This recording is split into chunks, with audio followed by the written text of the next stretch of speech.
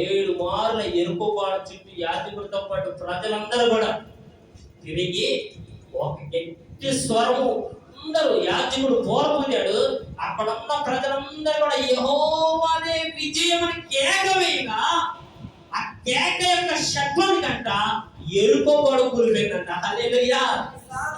విచిత్రంగా బాంబులు ఎత్తుకోవాలంటే ఒక కంట స్వరము ఎత్తుకోగానే మాట మాట్లాడగానే మాట మాత్రము సెలవేయగానే ఏమైపోయిందంటే బాంబులు కూడా అణుబాంబులు కూడా వల్లగానికి ఒక మాట మాత్రానికి ఆ గోడ కుప్పకూలిపోయిందండి. హల్లెలూయా, హల్లెలూయా, హల్లెలూయా. ఎరుకో గోడలన్నీ కూలిపోయింది. ఎరుకో గోడ కూలిపోయింది. మా ఇంట్లో ఉండే సమస్య చెప్తే దానికి ఏంటంటే సేవకుని యొక్క కంఠమూరకి నీ కంఠమూర కలిపి మోగింపలేకపోతున్నావు. సేవకుని కంఠమూరకి నీ కంఠమూర కలిపి స్వరమెత్తి గలమెత్తి నీ కుటుంబంలో ప్రార్థన చేసే వ్యక్తి అయితే నీ కుటుంబం మీద ఉన్న సమస్య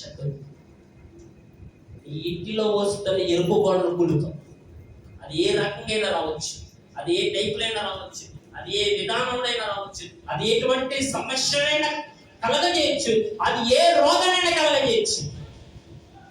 సేవకుని నోటి మాటకు లేదా బోరకు నీ కంట బోరను కూడా ఎత్తి ప్రార్థన చేసే వ్యక్తి అయితే